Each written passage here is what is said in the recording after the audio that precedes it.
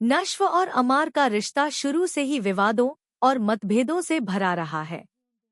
दोनों ने एक दूसरे के विचारों और जीवन शैली को कभी पूरी तरह स्वीकार नहीं किया, फिर भी वे पूरी जिंदगी साथ रहने को मजबूर हैं। यह संघर्ष उनकी नियति बन गया है। बरकत बेगम के पास पहुंचकर बिस्मा ने अपनी आखिरी उम्मीद जताई कि शायद उसकी बेटी की जिंदगी बख्श दी जाए, लेकिन बरकत बेगम ने उसकी एक न सुनी। उसने न केवल बिस्मा का हाथ झटक दिया, बल्कि उसका अपमान भी किया। बिस्मा अपने पति आसिम के साथ वहां गई थी।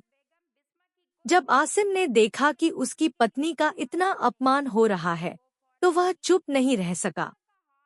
हालांकि उसने बरकत बेगम या उनके परिवार से कुछ नहीं कहा, लेकिन उसने बिस्मा को वहां से चलने के लिए कहा। इनसे बात करने का कोई फायदा नहीं, आसिम ने कहा। बिस्मा रोती धोती वहां से चली गई, क्योंकि वह अपनी बेटी के लिए कुछ नहीं कर पाई। इसी बीच सिद्र अमार को समझाने की कोशिश कर रही थी। उसने कहा, मैंने तुम्हें पहले ही चेतावनी दी थी कि तुम्हारे फैसलों की जिम्मेदारी तुम्हें ही उठानी होगी। अगर तुमने नशवा जैसी लड़की से शादी कर ही ली है, तो अब इस रिश्ते को संभालना सीखो। जिंदगी को गंभीरता से लो और अपने व्यवहार में लचक लाओ।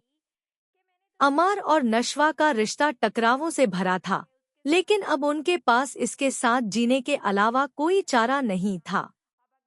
सिद्र का संदेश स्पष्ट था, अगर तुमने यह फैसला ले ही लिया है, तो अब इसे सही तरीके से निभाओ।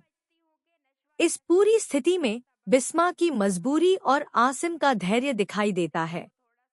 वहीं बरकत बेगम की कठोरता और सिद्र की समझदारी ने इस कहानी को और भी गहरा